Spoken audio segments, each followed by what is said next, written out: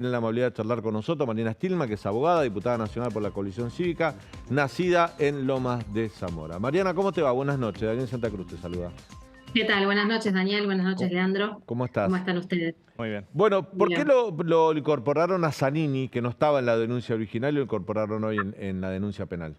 Sí, aclarar primero que yo no suscribí esa ampliación. Yo soy diputada por la provincia de Buenos Aires Claro. y lo hicieron los diputados nacionales por la ciudad de Buenos Aires y los legisladores por la ciudad de Buenos Aires. La razón, igual te puedo contestar la pregunta, Sí. es que entienden que Pero vos, Zanini, entendemos. déjame decir algo por si la gente no sabe. Vos sos abogada y llevás muchas de las Sí, causas que tiene Elisa Carrió, ¿no? exacto, Claro, exacto. Sí, sí, sí, asesor en general del bloque en claro, estos claro. temas. Eh, bueno, en definitiva, lo que planteamos desde la coalición cívica, de todo el bloque, sin perjuicio de quienes hayan suscrito la denuncia, es que Zanini es hoy la mano ejecutora, es el continuador del plan que se trazó al momento que se hizo la primera denuncia, cuando se tomó la decisión de desconocer expresamente el fallo de la Corte y de no acatarlo, de desobedecerlo, mediante, como vos bien lo decías, conductas que entendemos constituyen delitos de desobediencia, de abuso o violación de deberes de funcionario público e incluso de alzamiento en contra de la resolución de la Corte Suprema, máximo Tribunal de Justicia de la Nación. Así que entendemos que en esa línea debía ampliarse la participación de Zanini, que soy quien, en su figura de procurador, llevó a cabo, tiene el dominio del hecho, del acto que realizó, sin perjuicio de que se lo haya solicitado al presidente, llevó a cabo o continuó llevando a cabo ese plan para desconocer y desobedecer el fallo de la Corte. Mariana, vos recién señalabas algo que me pareció interesante, porque el Código Penal dice que incumplir un fallo de la justicia puede llegar a tener para un funcionario hasta 1 año de cárcel, de acuerdo a lo que dice el Código Penal. Pero la figura de alzamiento contra las instituciones significa un agravante en esa carga penal, ¿no?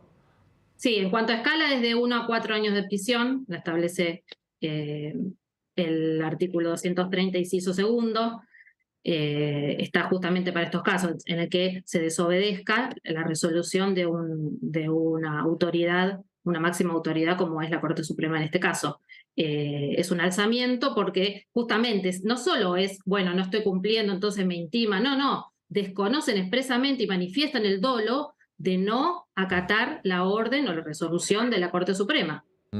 Bueno, Y eso en términos generales, ¿no? Vimos todo como, por eso está denunciado como instigador el gobernador de la provincia del Chaco, que fue el primero que salió a decir, le voy a decir al presidente que desconozca el fallo de la Corte.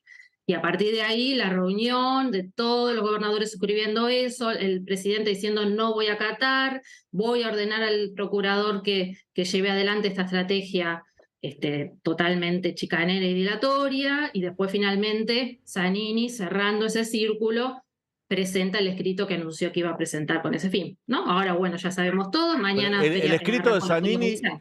Mariana, el escrito de Zanini es el primer documento donde el gobierno, el Estado, el Poder Ejecutivo, lleva a un documento oficial lo que ha verbalizado, porque hasta ahora teníamos un comunicado de prensa, una orden verbal, si se quiere, pero no había ninguna resolución de jefatura de gabinete y ningún decreto del presidente que iban a desconocer esto. O sea, legalmente había un hilo de Twitter del presidente Alberto Fernández y lo que vimos a través de los medios de comunicación. Pero técnicamente, administrativamente, no había ningún documento. Este documento que presentó Zanini es el primero oficialmente. Sí, a ver, un comunicado de prensa, porque no es un hilo de Twitter personal, una respuesta a un periodista, qué sé yo, en un acto, más allá de que ocurrió eso, ¿no? Lo escuchamos a Kicillof, lo escuchamos al propio presidente, lo escuchamos al ministro del Interior también en un acto. Hubo un comunicado formal de prensa que fue subido en las cuentas oficiales, porque es una manera de comunicar, pero fue un comunicado que estaba suscrito por el presidente, ¿no? A partir de allí, más allá de que no sea un papel judicial. A partir de allí, y en forma concomitante, con que no hicieron ninguna acción, que debían hacerlo, como dijo la orden judicial, de manera automática y diaria para cumplir con ese pago. Automáticamente se tendrían que haber habilitado los resortes para que el Tesoro transfiriera dependiente del Ministerio de Economía, transfiriera los fondos al Banco Nación y el Banco Nación pudiera pagar en forma automática y diaria el monto que señaló la Corte Suprema. Así que es a partir de ese anuncio que demuestra el dolo y de la omisión concreta que se configura el delito desde el día 1. Ahora, diputado, una consulta. El hecho de que Alberto Fernández haya propuesto pagar con bonos, en cierta forma, ¿no manifiesta su voluntad a pagar y puede atemperar estos delitos que la coalición cívica le está imputando? Sí, a ver, primero, no. Entiendo que el presidente se dio cuenta del grave error que había cometido, porque en un país en donde ya todos conocen de la falta de seguridad jurídica, de la necesidad de que, por ejemplo, las empresas puedan apostar a nuestro país, señalar un presidente que va a desconocer abiertamente el fallo de la Corte Suprema es un escándalo, fue un escándalo. Yo en su momento salí a tuitear, bueno, el profesor de Derecho Penal sale a decir, a manifestar su dolo expresamente, su intención de no cumplir, ¿no? Creo que fue asesorado y se dio cuenta que tenía que, de alguna manera, demostrar una voluntad de pago. Dos cuestiones. Primero, el delito fue consumado, porque como dije recién y como dice el fallo, esos 2 días que no se hicieron las acciones necesarias para cumplir con ese pago automático y diario, se consumó el delito, eso lo entendemos y lo sostenemos.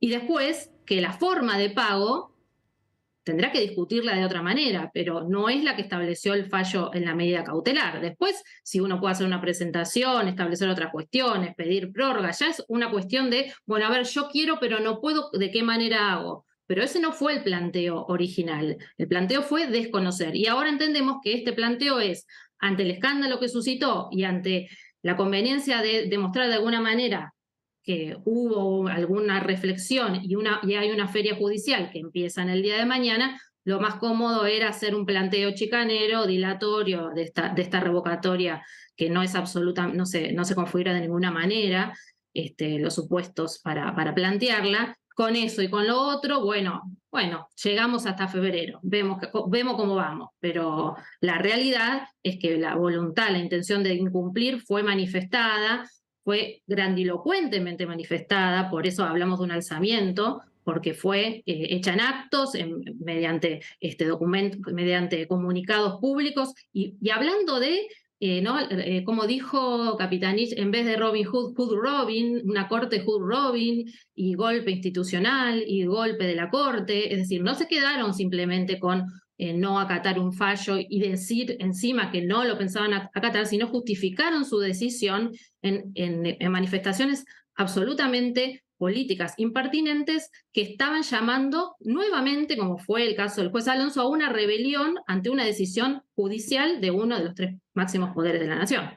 Mariana, un poco para que entienda la gente, ¿no? Ahora hay feria, la Corte Suprema, el tribunal no se vuelve a reunir hasta febrero, de hecho lo sabemos. Sí. Tenemos todo enero por delante. En la medida que el gobierno de la ciudad entienda que con bonos no cumple con el fallo, ya dijo que lo habían rechazado, y durante el mes de enero no se hagan los depósitos diarios, ese goteo de 500 millones de pesos diarios en la cuenta del Banco Nación de la Ciudad de Buenos Aires, ¿formalmente el gobierno nacional está incumpliendo el fallo? Sí, exactamente, porque hizo un planteo totalmente impertinente. O sea, dilatorio, en ningún momento dijo, bueno, en el presentó el escrito, dijo, bueno, esperen 15 días que nos acomodamos, reasignamos partida. No hubo nada de eso, nada de eso. Fueron notificados debidamente el mismo 21 y ese mismo 21 deberían de haberse cursado comunicaciones para iniciar el cumplimiento y eso no lo hicieron. Una parte que no entiendo, bueno, no soy abogado y por eso te pregunto, ¿por qué si es una decisión de esta cautelar, es un fallo del máximo tribunal, que es la Corte Suprema de Justicia, y el gobierno no lo cumple y las denuncias tienen que entrar en un juzgado de primera instancia y no van, digamos, directamente a la Corte Suprema, porque es el tribunal que ha fallado? Es muy buena pregunta, sobre todo para la gente que Sí. digamos, no entiende de leyes. Son dos caminos distintos. El camino del cobro en sí, del reclamo, lo tiene que transitar el gobierno de la Ciudad de Buenos Aires, que es el que representa los intereses de la Ciudad de Buenos Aires y el que va a contestar ese traslado, el que va a señalar, como dijiste vos, rechaza el pago porque bien explica que no cumple con los requisitos que estableció la medida cautelar. Nosotros lo que hacemos es una denuncia penal para que se investiguen las conductas de esos funcionarios que se alzaron en contra de un fallo de la Corte, que desobedecieron una resolución judicial y de esos funcionarios que dictaron resoluciones abusando de sus funciones o que violaron los deberes de funcionario público. Son dos vías paralelas. Una es cómo se resuelve el problema, el cumplimiento de un fallo, y otra es juzguemos la actitud, las acciones llevadas adelante por estos funcionarios que se niegan a cumplir este fallo en este caso, pero cualquier fallo que fuera de la Corte Suprema de la Nación, ¿no? Sin perjuicio del contenido, eso quiero decir. Y después, bueno, están los pedidos de juicio político que también hicieron otros bloques que tiene que ver justamente con el cumplimiento de los deberes de funcionario en la vía política, si se quiere, a raíz de esta comisión de ilícitos. Mariana, Alberto Fernández siempre se jacta de ser un hombre del derecho, de que su padre era juez, bueno, es profesor de Derecho Penal, y toda su vida fue funcionario público, se dedicó a eso básicamente. ¿Qué pensás que lo llevó justamente a no acatar un fallo siendo un hombre del derecho y a incumplir los deberes de funcionario público, deberes que los debe saber de memoria?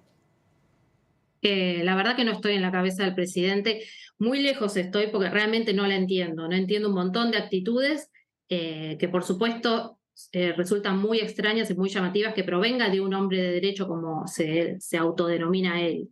Lo que vi fue, como dije, una instigación, digamos, una decisión, incluso no sé si fue una presión por parte de los gobernadores encabezados por Jorge Capitanich, que entiendo que muchos responden a Cristina. Así que, digamos, el trasfondo de la decisión la desconozco, ¿no? La cabeza del presidente me parece que ya a esta altura es inentendible para todos los argentinos, independientemente de si somos abogados o no abogados. Es algo que no lo puedo comprender, ni como abogada ni como ciudadana. Pero creo que ahí hubo factores de presión que lo determinaron a tomar esa decisión. Mariana, te hago la última y agradecemos mucho este tiempo que nos dedicaste. Pensando en la jurisprudencia, ¿hay antecedentes de un gobierno que manifiestamente no cumple un fallo de la Corte? El antecedente que se concretó específicamente fue el caso Sosa, ¿no? El procurador de la provincia de Santa Cruz. El procurador de la provincia de Santa Cruz, que con el gobierno de la provincia, encabezado por Néstor Kirchner, fue revocado, repuesto de su cargo, ¿no? Indebidamente se creó una nueva figura, se designaron otras personas y se desconoció y nunca se ejecutó la sentencia de la Corte, incluso habiendo una sentencia definitiva, ¿no? Bueno, pero eso me lleva a preguntarte, si tampoco hubo penalidad. Digamos, era una sentencia definitiva que finalmente no se cumplió y aquel que era el gobierno de la provincia de Santa Cruz que no lo cumplió no fue penado. No, entiendo que no hubo en ese momento una denuncia penal, ¿no? Hace mucho. Sé que, hubo también, se generó digamos, una trampa en el sentido de que en el transcurso de no cumplimiento se creó otro organismo, cambió la ley, se crearon dos figuras, digamos, el procurador Sosa era la de la defensa y del Ministerio Público Fiscal, y se crearon dos figuras, se designaron conforme a la nueva ley estas nuevas autoridades, y él no pudo lamentablemente reasumir sus funciones, pero bueno, entiendo que en ese momento nadie se animó a denunciarlo penalmente. Así es. Mariana, gracias por este contacto, que tengas buen año. Por favor. Gracias. Buen año para ustedes también y para toda la audiencia. Gracias.